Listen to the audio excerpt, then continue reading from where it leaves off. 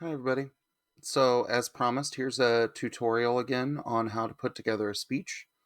So, I'm in a blank Google Doc and I'm going to make sure that I open my sidebar from the Debate Tools add on. So, you can see it hanging out over here right above my ugly mug.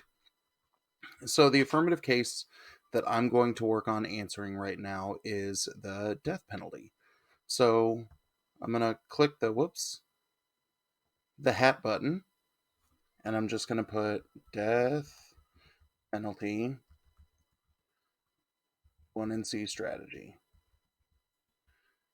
Now I'm going to go into the next folder, which is the knobs negative stuff that's shared with you.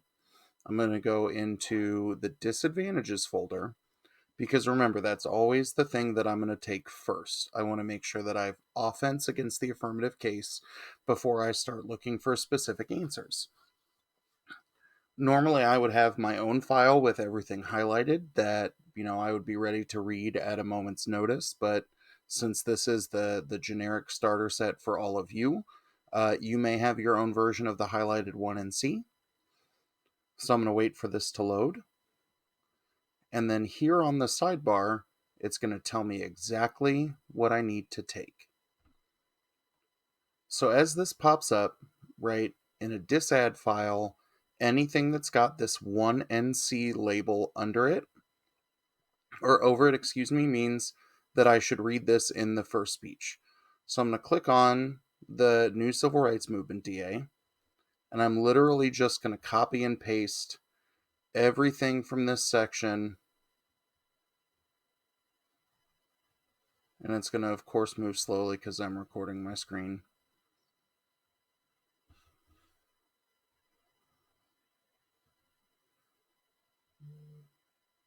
It's thinking about it, thinking about it, thinking about it.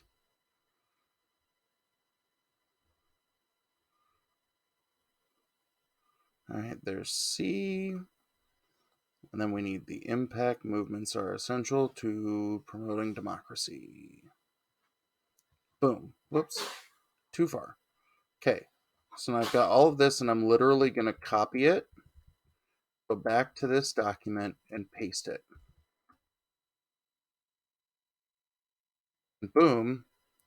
Here's everything that I've got.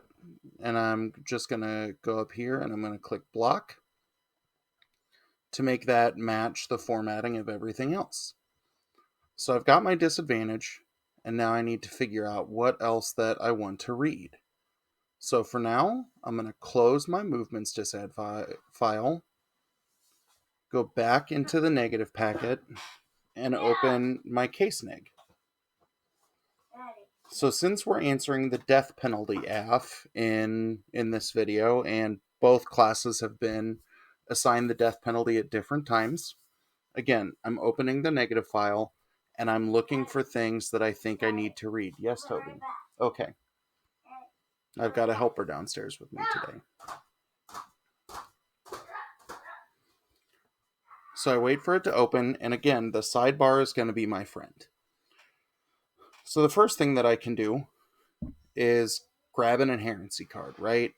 All of the death penalty affirmatives will mention how it can happen in the status quo, why it might increase under the Trump administration. So here, I've got this now in my speech document.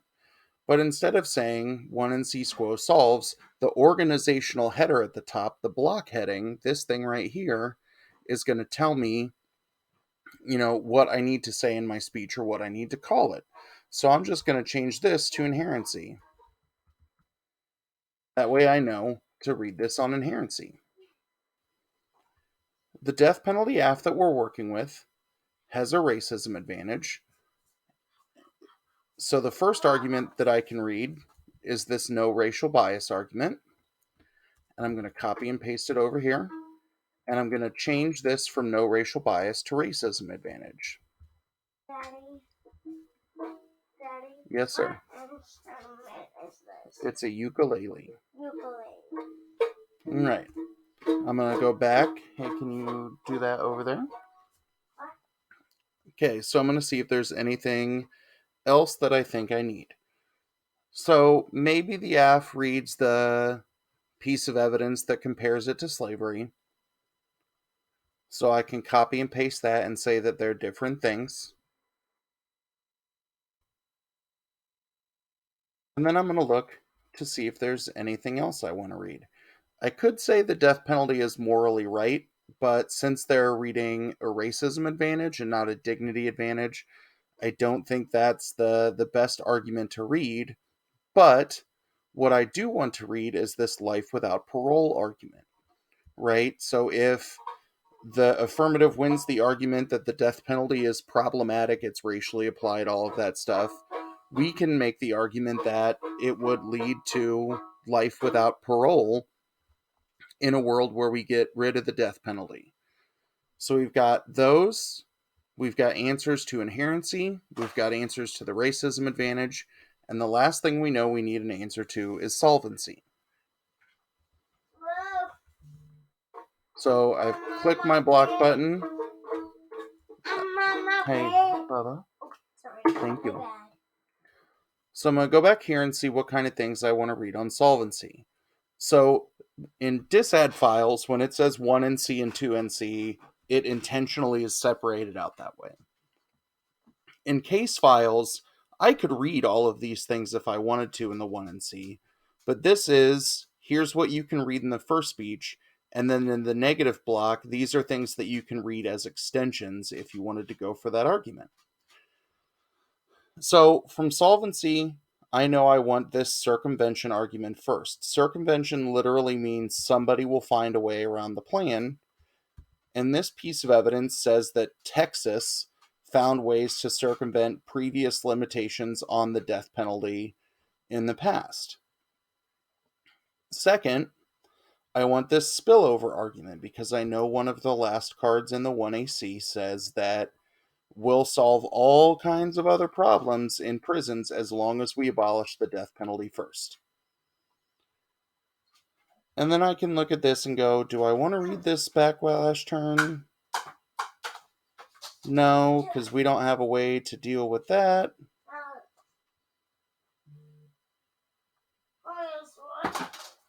Okay, so I think that gives me everything that I need. So I've got my disadvantage, I've got inherency, advantage, and solvency. So the question I ask myself now is, are these in the order from most to least important argument to read? Because remember, you only have 8 minutes to make this speech. So for me, the disadvantage is the most important thing. Then solvency is the second most important piece. So I'm going to cut the solvency from the bottom of my from the bottom of my document, and I'm going to put it up here above inherency. And then to me, answering the advantage is probably more important than answering inherency. So if it looks like I'm running out of time, it's not going to be the end of the world if I don't make this inherency argument. So I'm going to go to the very bottom of my document by clicking on the LWAP tag and then paste inherency down here.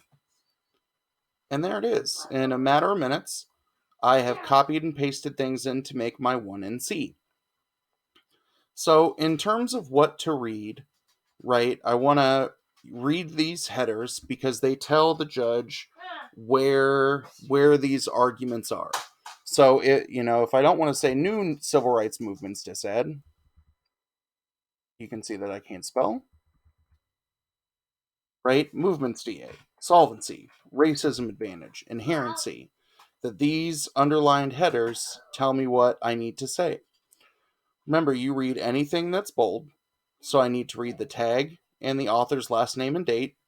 And then in the body of the evidence, I want to read anything that's highlighted, if there's highlighting in there, or anything that's underlined or bold and underlined.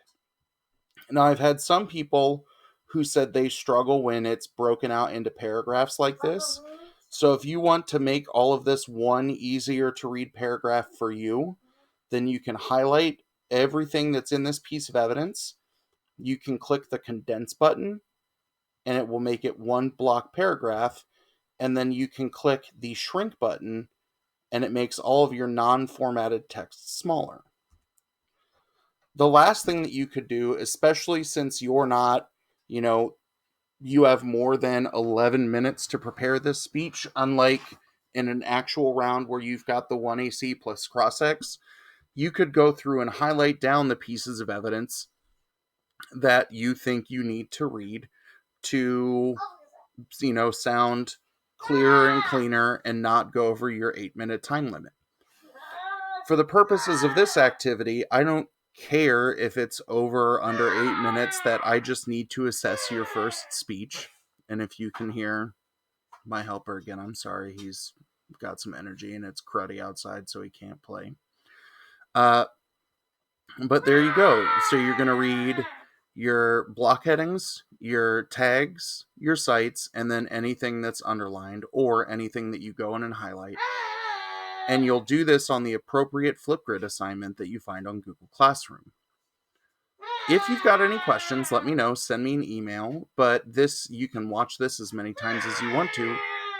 Hey, bub. Thank you. He says sorry, and then he goes back to making the same loud noise. But you can see, you can watch this as many times as you want. You can slow it down to see how I'm picking things from the exact file, but you've got the exact death penalty speech here that I think all of you are going to give, and I'm going to listen to all of you give it because I need to hear what you sound like so I can help you become a better speaker. So if you have any other questions, shoot me an email, respond to this post on Classroom, but hopefully this helps. Hopefully this pushes you or gives you the confidence boost that you need to do your practice constructives. So if you need any help, you know how to get a hold of me. Thanks, everybody.